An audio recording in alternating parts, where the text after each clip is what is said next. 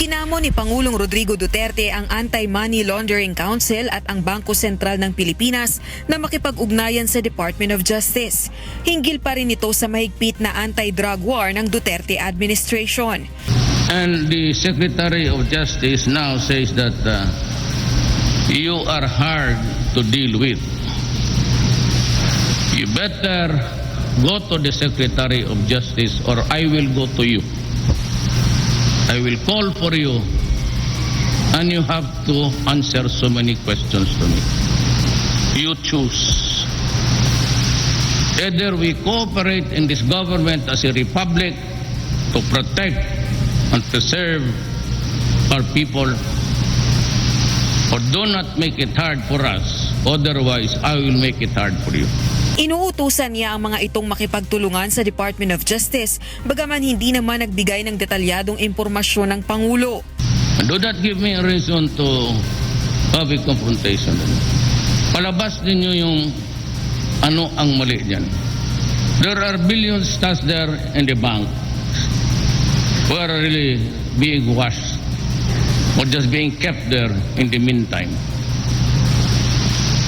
Go to the Secretary of Justice, the AMLA guys, explain to us in public or I will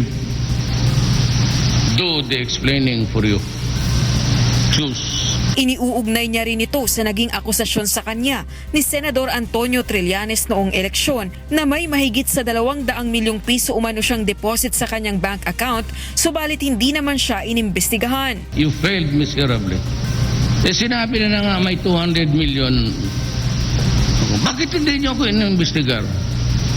So that the people would have known. You're also a part of the garbage which I resent to this day. Samantala, sa pagdiriwang ng anibersaryo ng National Bureau of Investigation, muling nangako si Pangulong Duterte sa mga law enforcer. Ayon sa Pangulo, tiyakin lang ng mga ito na ginaganap nila ang kanilang tungkulin at siya ang bahalang managot para sa kanila. And as I have said, those law enforcers, police, NPI, DEA, just do your duty. Just follow my instruction. And you do not have anything to worry. And I will believe your story because I am your chief.